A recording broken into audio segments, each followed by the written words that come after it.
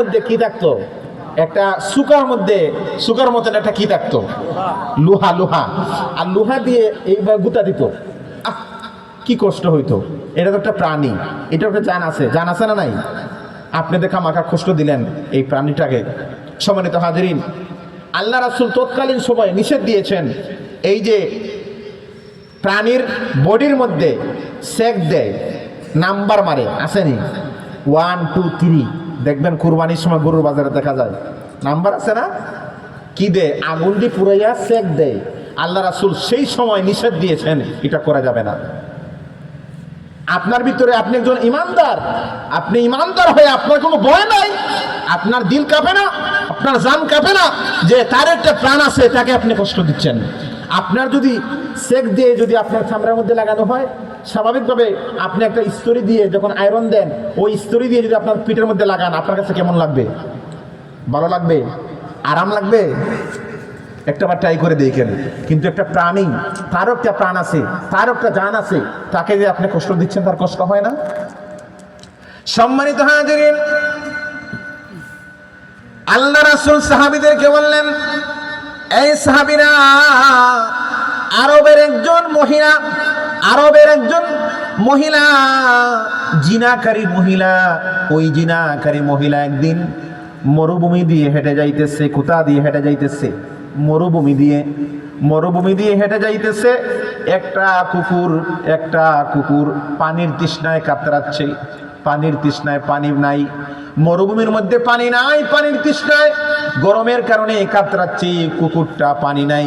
ওই মহিলাটার মনে মায়া লাগলো, আহারে কুকুরটা মারা যাইতেছে পানি না থাকার কারণে। ওই মহিলাটা পানি তালাশ করে মরুভূমি খুঁজতে লাগলো, পানি নাই। ওই আরবের ওই জিনাকারী মহিলা, ওই মহিলাটা পানি তালাশ করা শুরু করলো। তালাশ করতে এক পর্যায়ে একটা কুয়া পাইলো। কুয়া থেকে পানি উঠানো তো সম্ভব না, গভীর কুয়া। ওই কুয়া থেকে পানি কিভাবে উঠাবে? এক পর্যায়ে মহিলার মাথার মধ্যে ঢুকলো। ওই মহিলাটা পায়ের মোজাকে বালতি বানাইয়া আর শরীরের উনাটাকে রশি বানাইয়া গভীর কুয়া থেকে পানি সংগ্রহ করে কুকুরের জিহ্বার মধ্যে পানি দিল। মুহূর্তের মধ্যে ওই কুকুরটা স্বাভাবিক অবস্থায় ফিরে আসলো। জোরে বলেন সুবহানাল্লাহ। ওই কুকুরটা আনন্দ চিত্তে মহিলার কাছে এসে আনন্দ চিত্তে লেজ নাড়াচ্ছে, আনন্দ চিত্তে। আল্লাহ পাক বলেন, আমার হাবিব, এই দুনিয়ার এই দৃশ্যটা কেউ দেখে নাই, একমাত্র আল্লাহ পাক দেখেছেন। কে দেখেছেন? এই দৃশ্যটা আল্লাহর কাছে এত পছন্দ হয়েছে যে প্রাণীটা ইন্তেকাল হয়ে যাবে, যে প্রাণীটা মারা যাবে, এমত অবস্থায় ওই মহিলাটা পানি জিহ্বার মধ্যে দিয়ে তার স্বাভাবিক অবস্থায় ফিরে নিয়ে আসলো। ওই দৃশ্যটা আল্লাহর কাছে এত বেশি পছন্দ হয়েছে।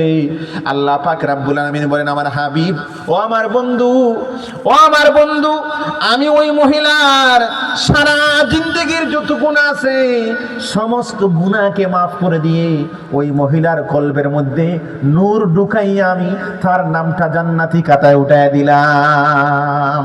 আল্লাহু আকবার বলেন। একজন নাফরমান মহিলা একটা কুকুরকে বাঁচাইয়া দিয়ে সে জান্নাতি হয়ে গেছে। সুবহানাল্লাহ বলেন। আজকের সমাজে আমরা প্রাণীকে কষ্ট দেই, প্রাণীকে আঘাত দেই, কুকুরকে মারি, বিড়ালকে মারি, পশুকে মারি, ছাগলকে মারি, গরুকে মারি, খামাখা মারি। একটা বার চিন্তা করে দেখুন ওই প্রাণীগুলোর দাম আল্লাহর দরবারে কত বেশি। সম্মানিত হাজিরিন, পক্ষান্তরে আরবের একজন মহিলা, তাহাজ্জুদ গুজার মহিলা, সারা জীবন তাহাজ্জুদ পড়েছে, তাহাজ্জুদের নামাজ মিস নাই, প্রতিটা রাত্র তাহাজ্জুদ পড়েছে। এরকম একজন মহিলা, একদিন ওই মহিলাটা কি করলো, ঘরের মধ্যে একটা বিড়ালকে বন্দি রাখছে। বন্দি রেখে খাবারও দেয় নাই, কিছু খাইতে দেয় নাই। ঘরের মধ্যে রশি দিয়ে বেঁধে, কাঁচার মধ্যে ভরে রশি দিয়ে বেঁধে তিলে তিলে ওই মহিলাটা বিড়ালকে দুনিয়া থেকে বিদায় করে দিয়েছে। নাউজুবিল্লাহ বলেন। তিলে তিলে বিদায় করে দিয়েছে। ওই বিড়ালটা ঘরের মধ্যে তিলে তিলে সে দম চলে গেছে। আল্লাহ রাসূল বলেন, সাহাবীরা, রে ওই যে তাহাজ্জুদ গুজার মহিলা সারাটা জীবন তাহাজ্জুদ নামাজ পড়েছে, কিন্তু ওই বিড়ালটাকে সে তিলে তিলে মারার কারণে আল্লাহ পাক রব্বুল আলামিন সারাটা জিন্দেগির তামাম তাহাজ্জুদের আমলকে বরবাদ করে দিয়ে তাকে জাহান্নামী বানায় দিয়েছেন। নাউজুবিল্লাহ বলেন। সম্মানিত হাজিরিন, এজন্য আমি এখান থেকে শিক্ষা নেওয়া উচিত যে মানুষের দাম তো অনেক বেশি, মানুষকে আমরা কষ্ট দেই, মানুষকে কষ্ট দিই না, মানুষকে দমকাই, মানুষকে আমরা কত কিছু বলি, কত কষ্ট দেই। এটা করা যাবে না বাবা, এটা করবেন না। সম্মানিত হাজিরিন, এরপরে হচ্ছে 4 নম্বরে সুদ খাওয়া। 4 নম্বরে কি? চলে আসলাম সুদে।